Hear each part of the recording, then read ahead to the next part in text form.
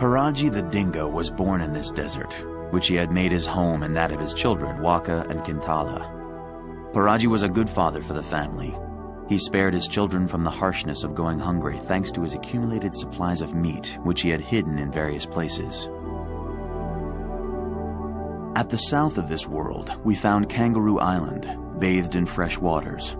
On the shore where his mother Burka had gone, the young yam, a western gray kangaroo, tasted seawater and discovered the strange flavors of seaweed which had been washed ashore. In the inland, a female koala began pursuing a dominant male, Mako, and discovered the pain and pleasure of this union.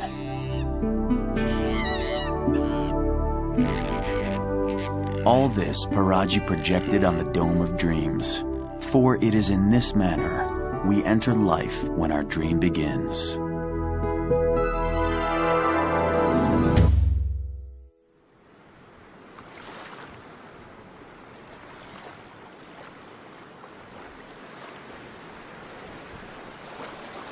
Here in the north of Australia, the waters mingle with the earth.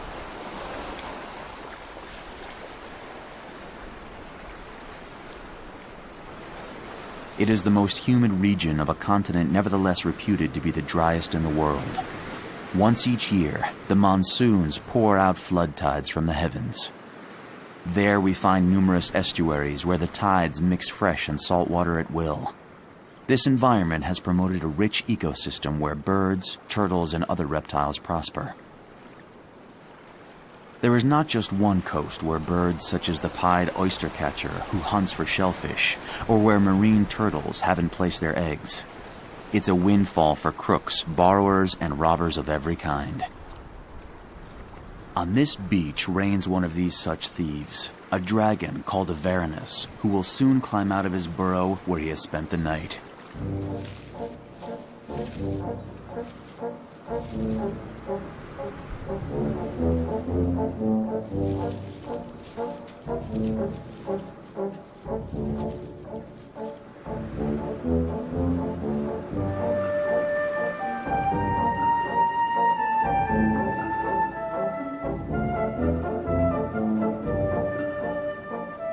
The great reptile, a sand monitor, is just beginning to wake up from his lethargic state. The sun's rays are indispensable to his scaly body. Essentially, the Varanus is a cold-blooded animal. Unlike mammals, he does not produce his own thermal energy and depends on his environment for that.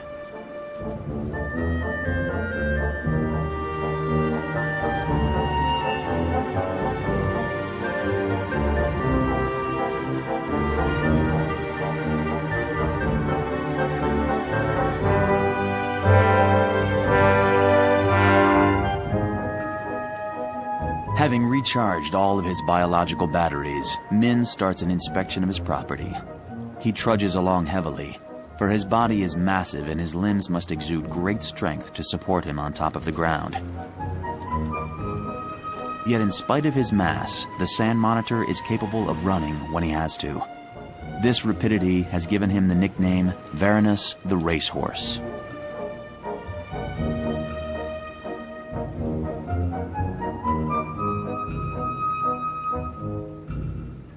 It's good that he belongs to one of the most intelligent species of Varanus. Min doesn't have much of a sense of adaptation. He proceeds to turn around in a repetitive and limited manner. A sandy hole in which not long ago he devoured a turtle's egg will be newly inspected day after day, as if the egg had the power to grow again, like a fruit.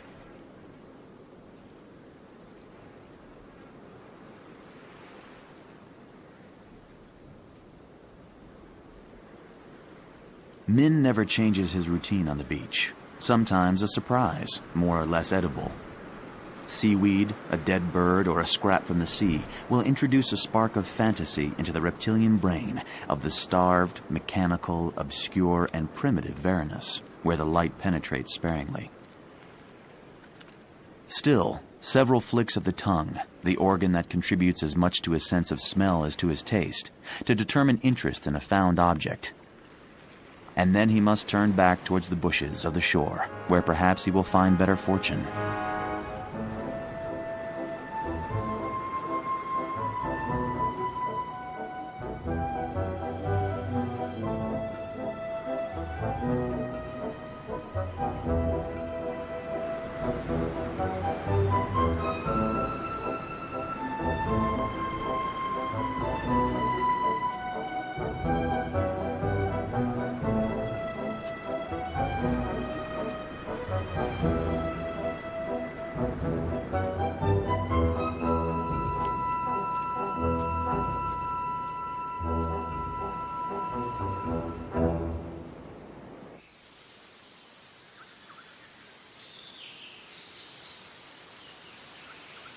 In the eucalyptus grove of Kangaroo Island, a female koala named Kakira is helping her 6-month-old baby discover the world.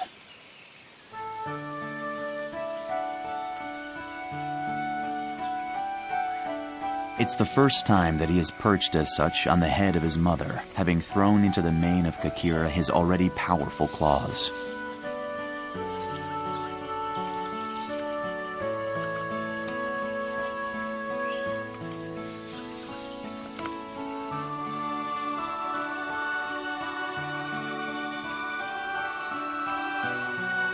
Kakira gave birth to him 35 days after having been conceived. The embryo, seeing that marsupials are not born as completed creatures, crawled into the jungle of maternal fur just to get to the pouch. He only resembled a larva at this point, a pink bean, less than 2 centimeters long. Hanging on to one of 2 teats, he completed his development in a shadowy light until the second birth around 5 months. Then he had to, for the first time, slide his nose towards the light outside.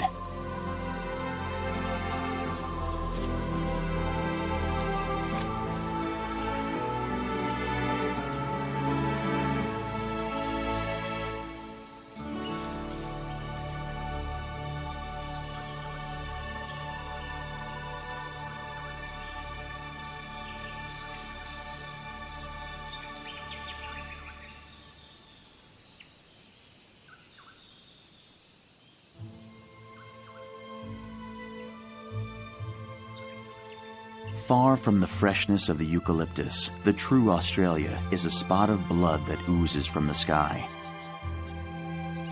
Of the great central desert, one says it is a scarlet heart, and with each beat it fathers a divinity, a myth, a dream. We call it the Red Heart.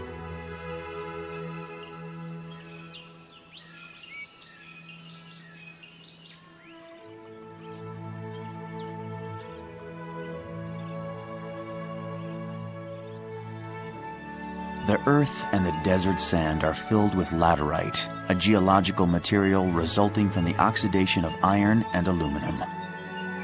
It's also laterite that produces the red glow of the tropical zones of Africa and South America, joined to Australia in the past on the same continental plate, the Gondwana.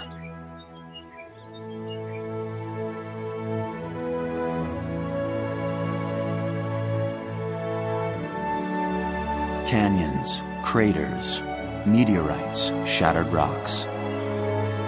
For the Aborigines, the real men, the chaos of this relief corresponds to that of our emotions. The first beings were dominated by them and were petrified here to remind us that life is only but a dream, a lake of pure sand that nothing should disturb.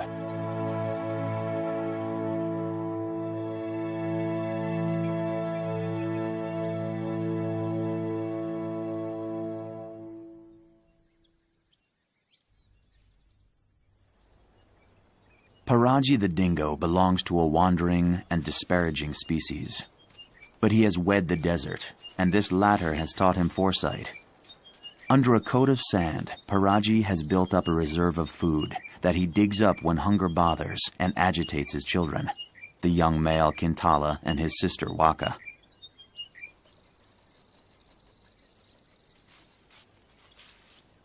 With wise management, Paraji takes enough for his needs. He masters time and could slow down the shortage if the game is made scarce.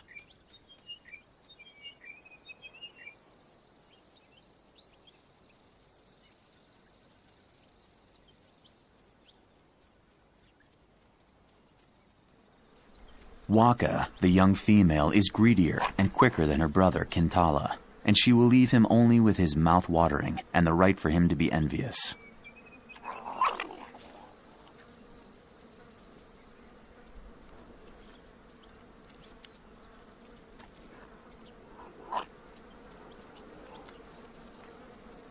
The meat is firm and cured just as she likes it. It is a scrap pulled out from the carcass of a very young kangaroo, who Paraji and other acquaintances had hunted a few days earlier. The dingo's diet is 3/4 mammals, such as kangaroos, wombats, rabbits, or rats. He likes to kill them himself, but he would gladly transform into a vulture if he found a creature already dead.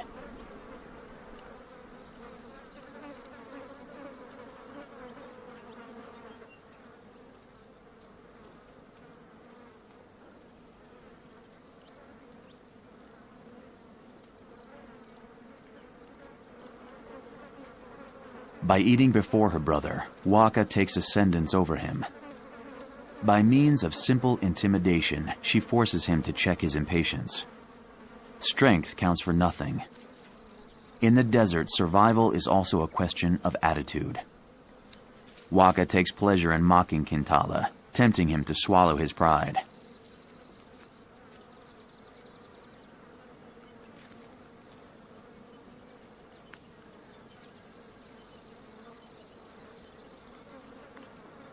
And when Kintala, who is on the left, has finally been allowed to share the booty, it's only because his sister wants to be charitable to him.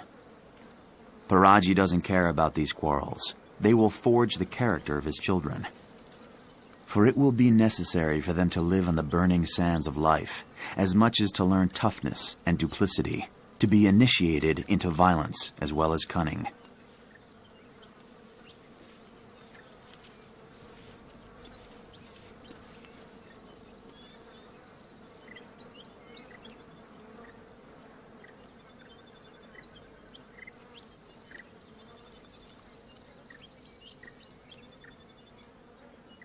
Nevertheless, the times are not destitute. The desert is dry, even if it's less in this season than during the dry season, but it's not empty. So much is illusion. Here the dream is life, and the life awakening. That which is full is an abyss, and that which is empty is fulfilled. But in order to make a distinction around Mount Artula between that which palpitates, runs and is eaten, and trembling mirages that the earth vaporizes, we should have the eye of an eagle.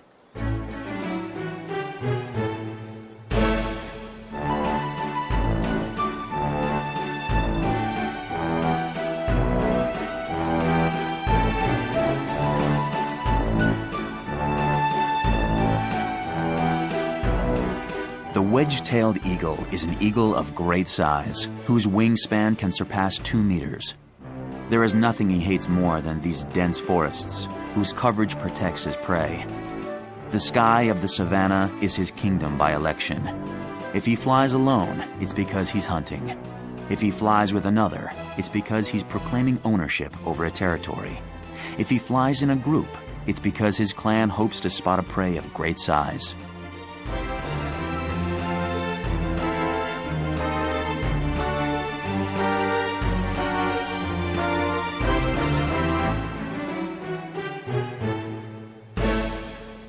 For the wedge-tailed eagles, waltzers carried by hot air that rises from the earth, it's a euphoric season. The females will soon lay 1 or 2 eggs in a nest of branches perched high at the top of a rocky crag or at the edge of a rocky cliff. That's why it is necessary to become strong and stuff oneself with rodents, reptiles, or birds easily caught in full flight.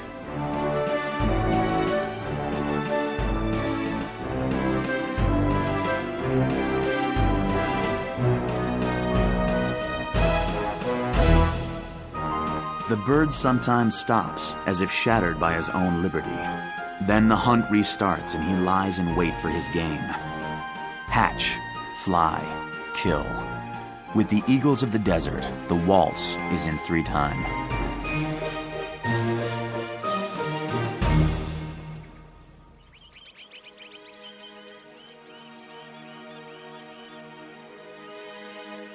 In the great estuary of the north, where Min the Varanus lives, there is a crack in the landscape, scarred, scaly and bronzed. The largest crocodile in the world inspects the sector. His length can surpass 7 meters, and his weight 900 kilos. He is voracious and powerful. It's the saltwater crocodile. He is as happy in freshwater as in seawater, and that's why he has the nickname Salty. He frequented the original continent during the time of the dinosaurs. His shape has remained stable for 200 million years. The presence of Salty is not so strange to Min the Varanus. He likes to search the grasses and waters of the bank where he swallows eggs and kills little mammals. Sometimes even the crocodiles could disregard, due to a lack of hunger, the tips of the guts or the intestines pulled out from the prey they have drowned. The two animals are fond of the same territory. One day their face-to-face encounters will turn sour.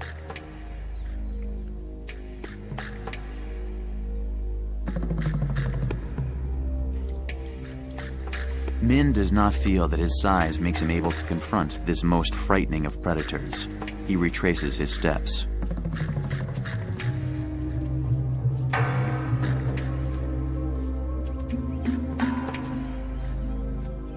Suddenly, Min stops. His tongue turns up towards his organ of smell, situated in his mouth. A bulb of deliciously fetid odors. The repeated passing of a wedge-tailed eagle confirms the impression of the Varanus. A cadaver is found within his reach. The carrion is that of a wallaby, a marsupial close to the kangaroo, but of less weight. It weighs probably 15 to 20 kilos. Green flies have already started to suck the sap and lay their eggs.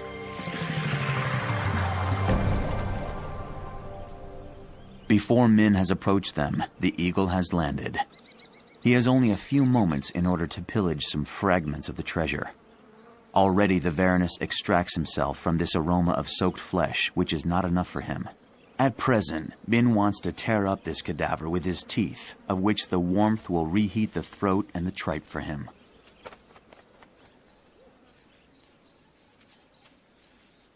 The forked tongue, like that of a serpent, flicks. This gives the animal some information about the chemical composition of the air, if he is in the presence of predators or females, and about the nature of each scented particle. Min's tongue supplies, in packets of odors, a specialized sensor called Jacobson's organ. One could say that the Varanus sees with his tongue, like others see with their eyes.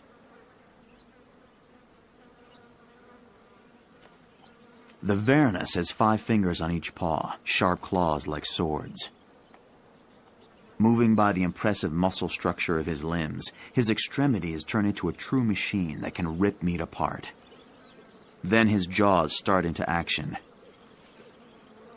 They are full of small but sharp teeth, slanted backwards. They seize their food and mechanically direct it to the bottom of the gillet.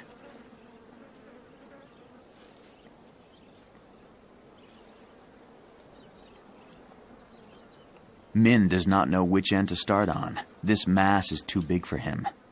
Nevertheless, the Varanus is the only saurian whose lower jaw drops down like that of a serpent and allows the passage of prey of disproportionate sizes. His skull is totally ossified in order to contain the pressure caused by these motions. But this device becomes a disadvantage when a carrion cannot even enter the mouth and cannot be dismembered even by shaking it.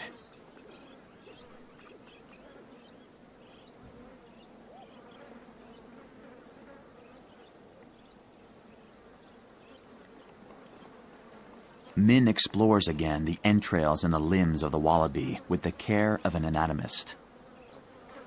Decidedly, the meat is too fresh, too firm, and too dense.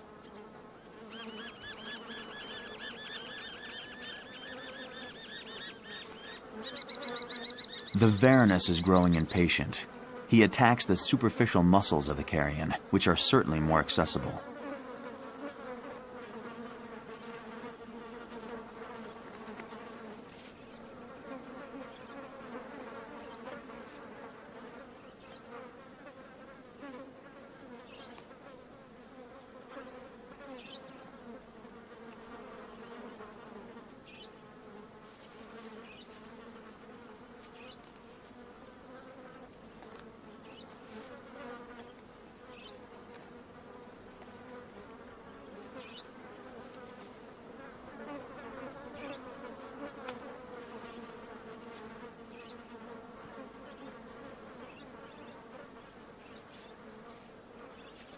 Perplexed, Min moves away from his prey, as if he was abandoning it.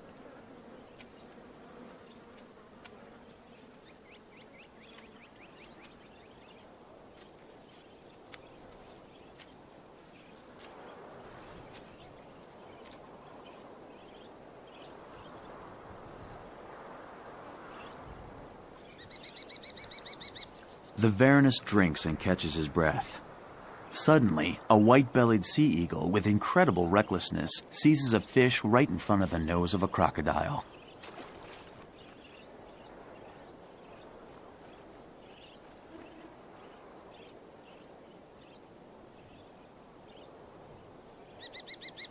Without even interrupting his flight, a wedge-tailed eagle pinches some fibers of flesh that Min had detached from the carcass.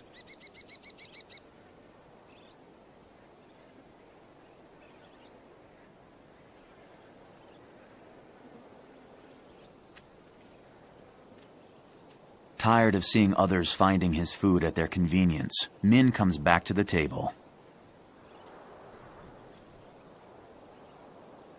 The wallaby, already dead, will not know the additional problem of feeling alone. Already the eagle comes to keep him company, and to surround him with his care. He pecks, here and there, a piece of guts, a fragment of spleen, just until Min, the Varanus, adopts a more aggressive posture.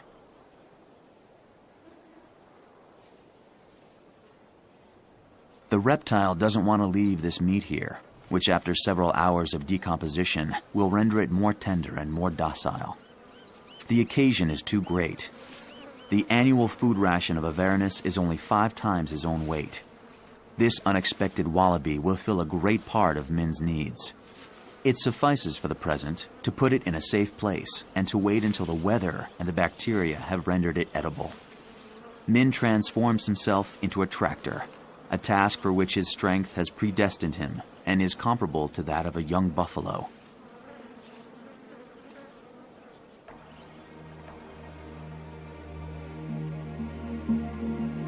The moon will look after the carrion while waiting for the Varanus to digest it.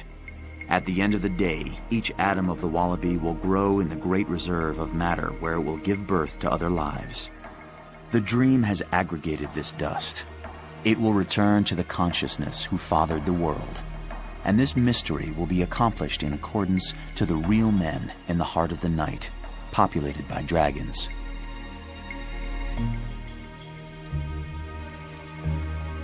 The squirrel glider haunts the same night, sculpted on a tree like the relief of a totem pole. His lower incisors are very sharp. He has torn apart the bark in order to let the sap, which nourishes him, run out.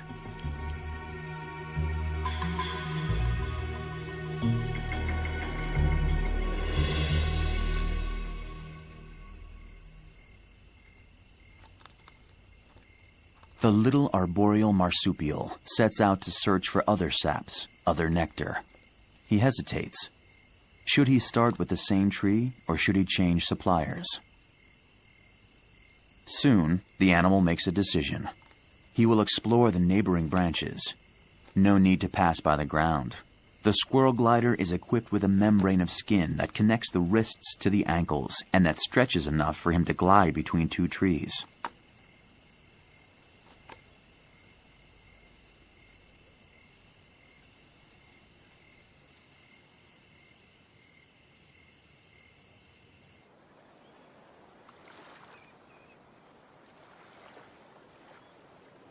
On the peaceful waters that bathe Kangaroo Island, the black swans have made a stopover. In a few hours, they will take off and land on a lake or a pond where they can stuff themselves on aquatic grasses. Several couples separate themselves on the blue of the sea. They are united for life.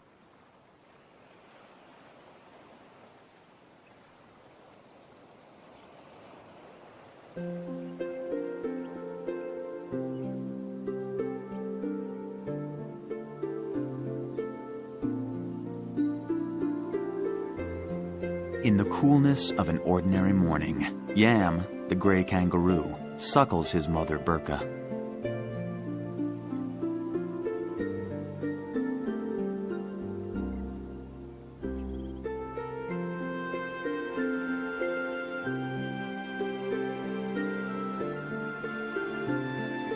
With kangaroos, the relation between mother and child is intimate and durable. Born at term after 30 days gestation. Following this, Yam entered the pouch of Burka, where he grasped one of 4 teats. 9 months later, the pouch could not hold him any longer. The teat, precisely that one which he had originally chosen, then became distended so he could continue to suckle from the outside.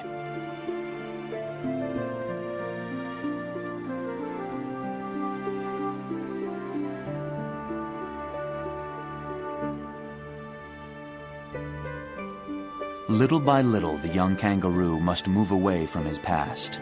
Soon, for example, he must be weaned from his mother. But nothing will take away from him the nostalgia of the felt-like cocoon where he spent the start of his life. Yam would like never to grow up, and this will be his tragedy.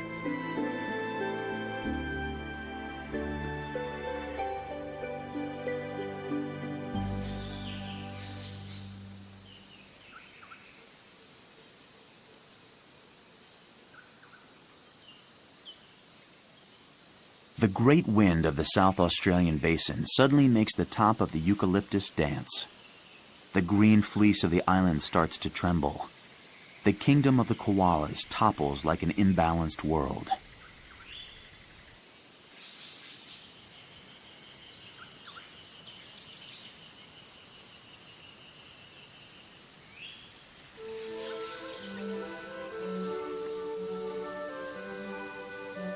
For Mako, the dominant male, it's a perplexing day.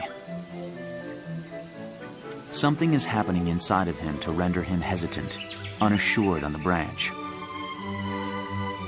The leaf is elusively fluttering away, and the koala, lacking all appetite, does not even try to trap it.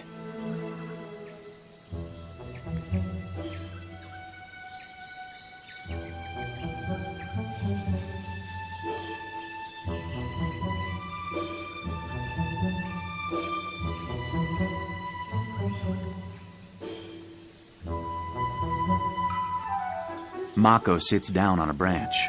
He observes the world and doesn't seem to recognize it. Everything seems strange to him. Nevertheless, he must continue to live, to scratch, to pass from trunk to trunk, as if nothing was bothering him.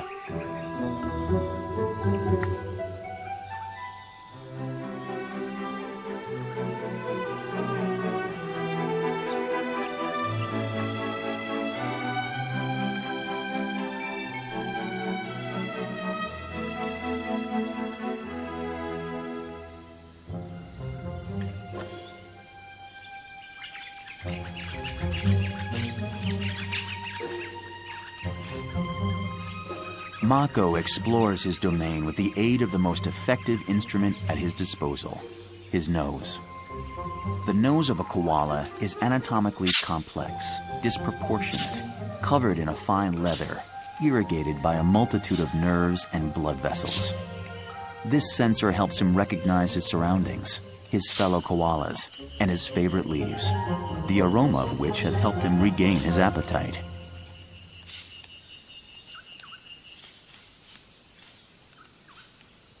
Not far from a couple of wallabies, with which they share a habitat, Yam and his mother Burka were lying down in order to proceed with their grooming.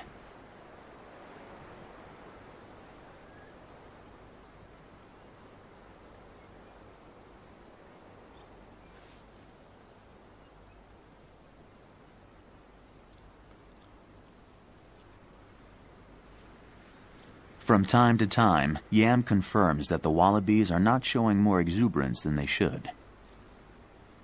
During this time, Burka is in the process of grooming her arms. The fingers of her hand are not opposite to her thumb. The capacities to manipulate for a kangaroo are considerably reduced. Under the watch of Burka, a wallaby is taking off.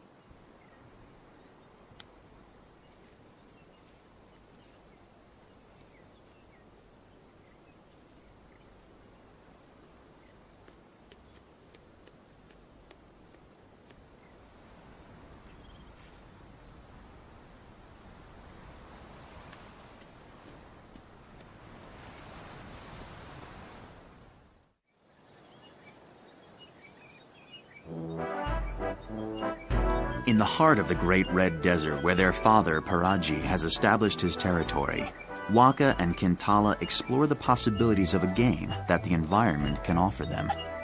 They are at an age where everything, even a simple bush, can pique their curiosity. And the game is called Invent the Universe.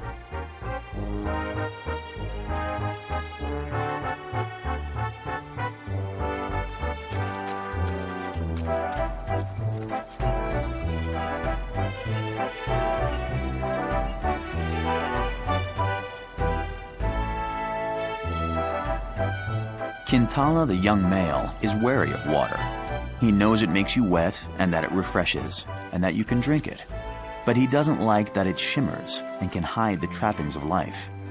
He ventures out step by step, but the fascination is stronger than his prudence.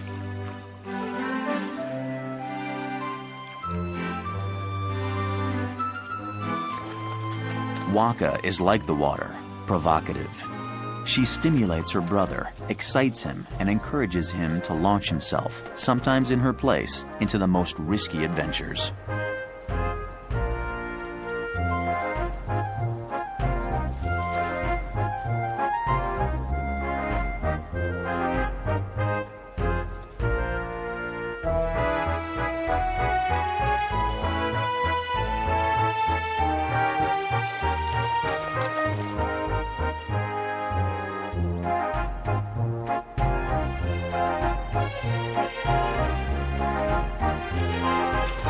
Contrary to other canines, the dingo swims only rarely, but he takes pleasure in splashing and wading about, in playing with the water showers that gush from his body.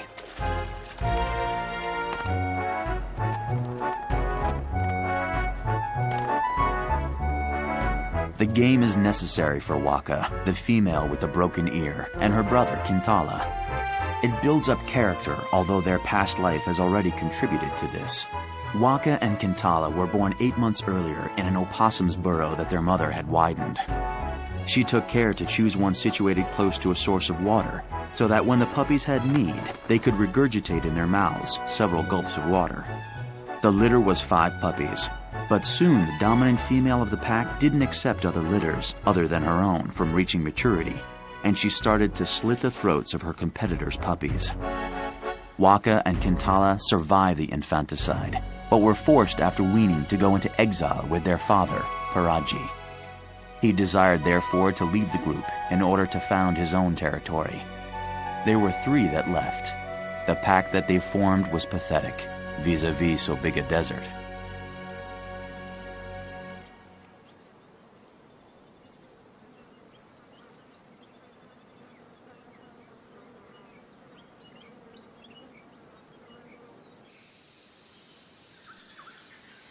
On Kangaroo Island, Kakira the koala is resting in the fork of a eucalyptus. Stuck to her like an excess piece of a fur coat, her baby is hanging onto her hindquarters. The young animal wants to become mobile, but his movements are still unassured, and the body of his mother that he must climb resembles a cliff too abrupt.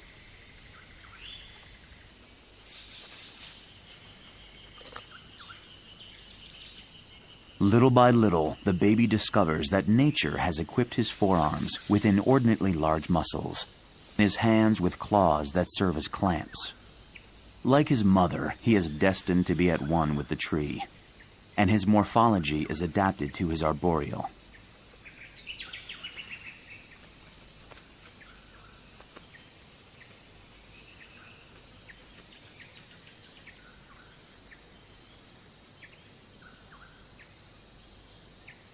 Kakira's baby is still nursing, but now in a particular manner. Excrement rejected by his mother. This fecal matter contains bacteria that will settle in his digestive tract and will permit him, when he's weaned, to digest eucalyptus leaves.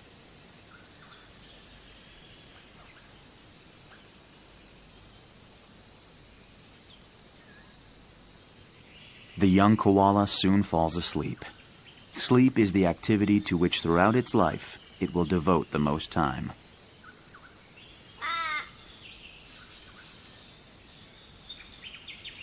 But at this age, the least little noise can bring him back to the world of the awake. He moves anew over the body of his mother, modifies his position, and finally settles in a spot where everything will annoy him.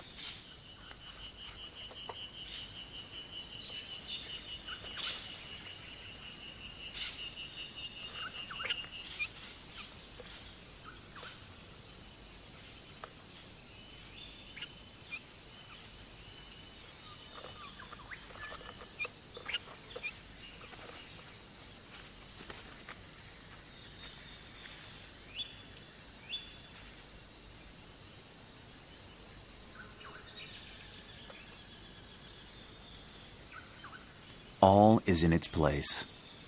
The mother and child form only one ball of fur, attached to the tree like a large, fluffy fruit.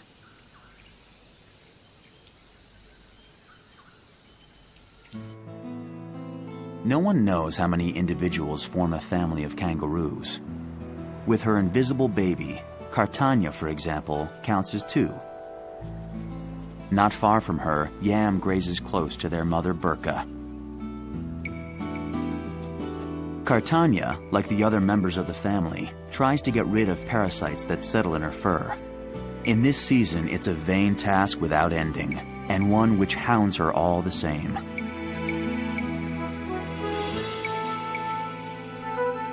Burka arranges the wrinkles of her pouch. As soon as this takes place, Yam adopts a behavior of wanting to suckle. The young kangaroo extracts one of the 4 teats that is stretched out so that he can manipulate it. While he sucks, Burka licks behind his ears, a ritual gesture that expresses her maternal instinct.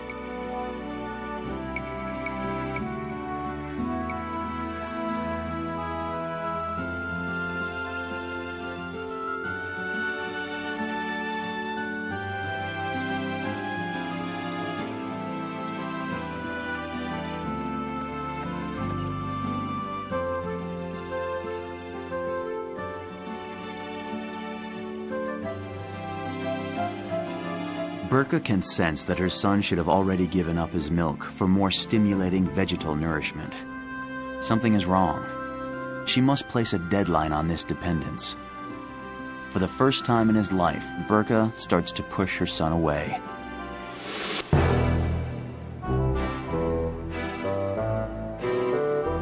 Yam remains dumbfounded, almost petrified. Burka rearranges the fur of her pouch and smooths the internal compartment as if she suddenly desired to build a sanctuary.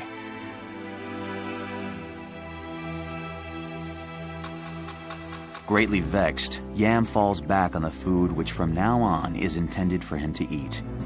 Thorny foliage, so harsh to the palate and that he dislikes so much.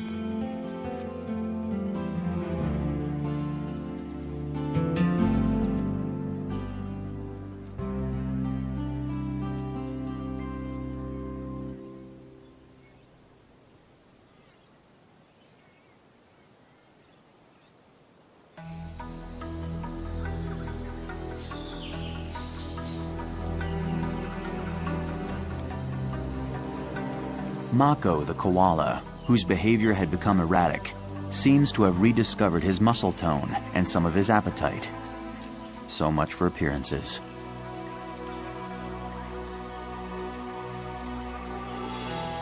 In reality, the victim of an infectious disease, the animal has lost an eye. His illness is caused by a bacteria known as chlamydia. This illness provokes problems with the urinary and pulmonary tracts and results in a progressive destruction of eyesight. It is principally transmitted by sexual intercourse, and coupled with stress and a destruction of their environment, puts the koala on the endangered species list.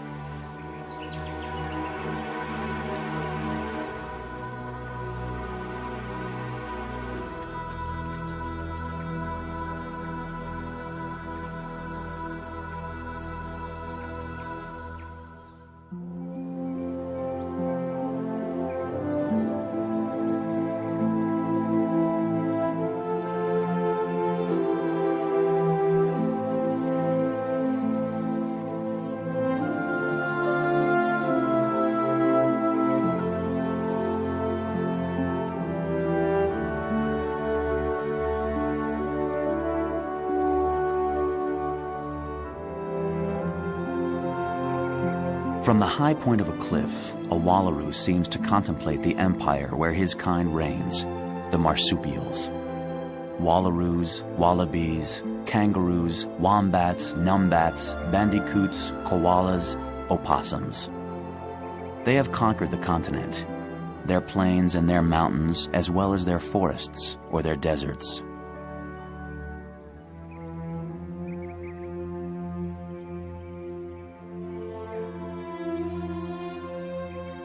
Below, another wallaroo already reaches a watering hole. Another will join him, then another, and still another.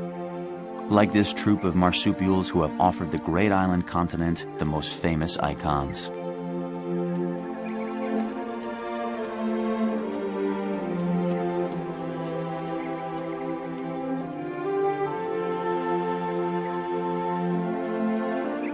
The method of reproduction for these animals differs fundamentally from that of other mammals. After a brief gestation period, a marsupial gives birth to an unfinished baby, which must complete its embryonic development in a pouch on the exterior of this reproductive apparatus. On the other hand, it's after a long gestation period that the mammal is called placental and is brought into the world as a baby already formed. Which of these strategies is the best? No one could say. We only know that marsupials invest less time and energy in the gestation period, and this allows the females to produce a new embryo faster if the first one does not survive.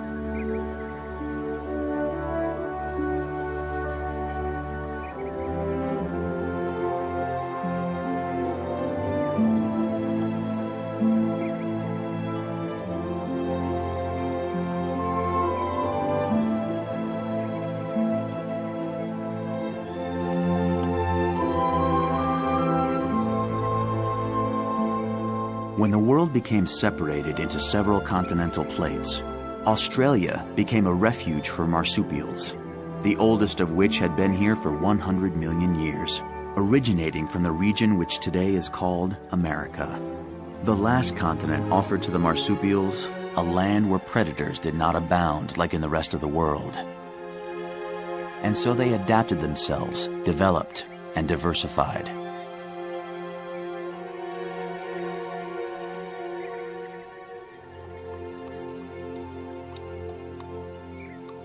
Like a wallaroo at the side of a watering hole, so longingly hoping that they have found their paradise.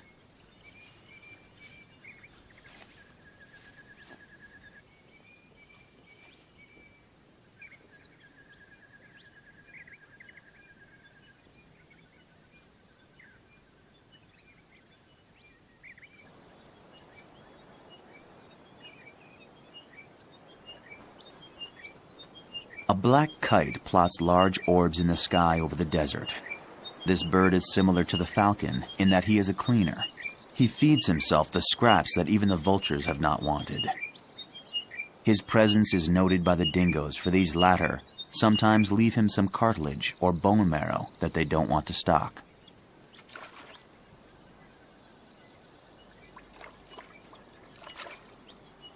Paraji and his 2 children enjoy a stretch of smooth water in this region where they have not worn out their resources. Here, everything is a motivation for playing, for exploring, for confronting the world. Like always, it's Waka, the little female, who rushes head-on into the adventure. She seems certain that her father will have leniency for her indulgences. On the other hand, Paraji insists on evidence of perfect submission from his son Kintala. He doesn't hesitate to knock him over and let him feel his breath on his neck, a sign of domination. Kintala is easily tempted and compensates for this by exercising a certain ascendancy over his sister Waka, but she rolls on the ground more for pleasure than from weakness. And once again, Paraji has started to treat his son harshly. He will know that from now on, the spirit that created the world on the screen of dreams forgot to invent at the same time a common practice for dingoes: justice and equity. At present, Kintala, harassed by his sister, refuses to play and rubs up against he who never punishes or rejects him. the desert. Paraji is weary. It is time for him to go somewhere else. He must verify that no suspect odor betrays the presence of a stranger on the territory. He must reassure himself that one allied pack has not arrived in view to provoke a collective hunt. He must hope that a female is starting to roam about, not far where he will know to go look for a companion. Here, even for a dingo, time is precious.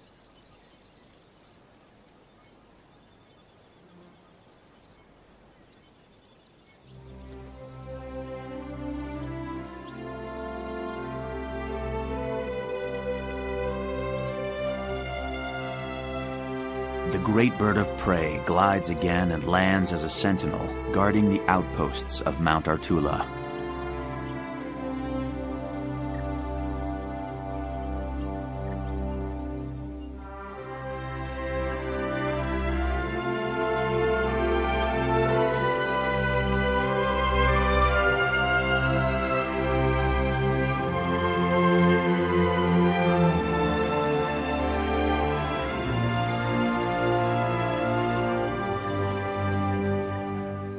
The day is completed in this season of grace and softness.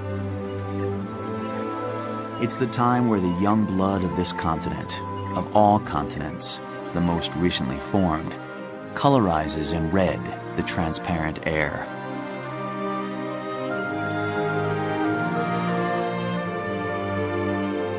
As if the sacred mount communicated to the flamboyant sun.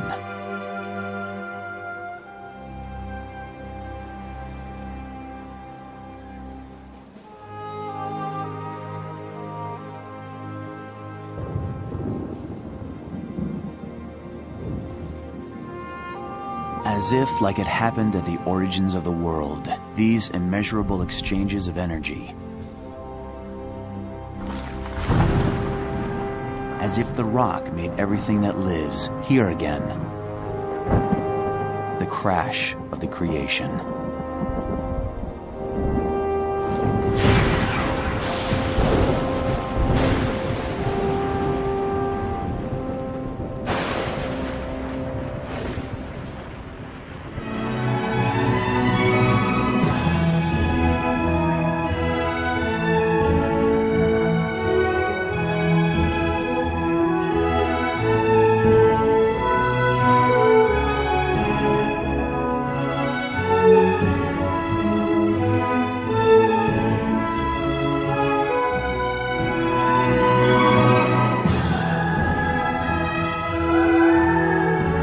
Paraji the dingo was born in this desert, which he had made his home and that of his children, Waka and Kintala. Paraji was a good father for the family. He spared his children from the harshness of going hungry thanks to his accumulated supplies of meat, which he had hidden in various places. At the south of this world, we found Kangaroo Island, bathed in fresh waters. On the shore where his mother Burka had gone, the young yam, a western gray kangaroo, tasted seawater and discovered the strange flavors of seaweed which had been washed ashore. In the inland, a female koala began pursuing a dominant male, Mako, and discovered the pain and pleasure of this union.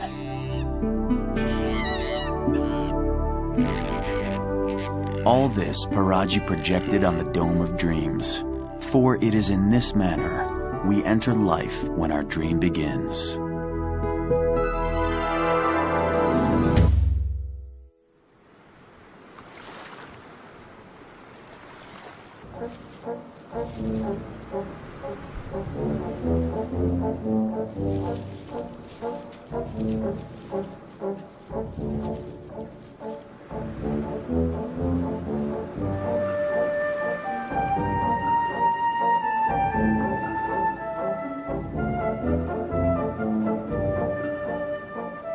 The great reptile, a sand monitor, is just beginning to wake up from his lethargic state.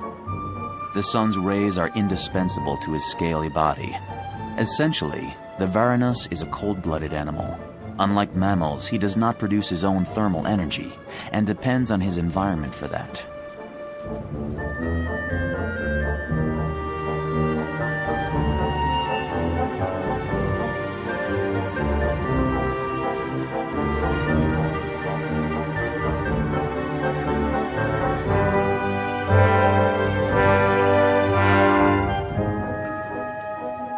Having recharged all of his bite on the beach, sometimes a surprise, more or less edible. Seaweed, a dead bird, or a scrap from the sea will introduce a spark of fantasy into the reptilian brain of the starved, mechanical, obscure, and primitive Varanus, where the light penetrates sparingly. Still, several flicks of the tongue, the organ that contributes as much to his sense of smell as to his taste, to determine interest in a found object.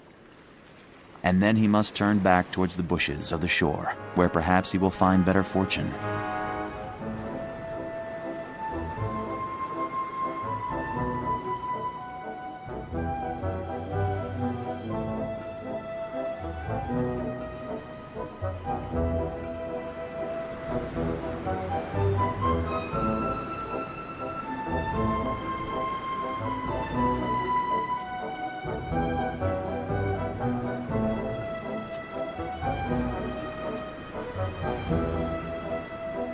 Biological batteries, Min starts an inspection of his property. He trudges along heavily, for his body is massive and his limbs must exude great strength to support him on top of the ground. Yet in spite of his mass, the sand monitor is capable of running when he has to. This rapidity has given him the nickname Varanus the Racehorse.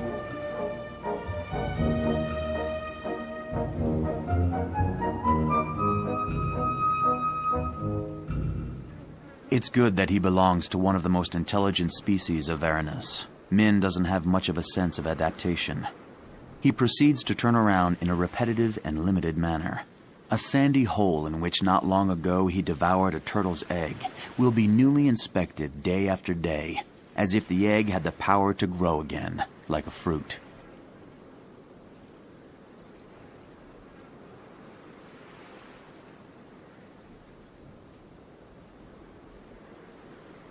Min never changes his routine.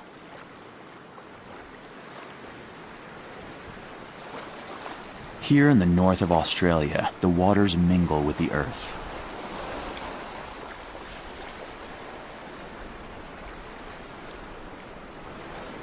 It is the most humid region of a continent nevertheless reputed to be the driest in the world. Once each year, the monsoons pour out flood tides from the heavens. There we find numerous estuaries where the tides mix fresh and salt water at will. This environment has promoted a rich ecosystem where birds, turtles, and other reptiles prosper. There is not just one coast where birds such as the pied oystercatcher who hunts for shellfish, or where marine turtles haven't placed their eggs. It's a windfall for crooks, borrowers, and robbers of every kind. On this beach reigns one of these such thieves, a dragon called a Varanus, who will soon climb out of his burrow where he has spent the night.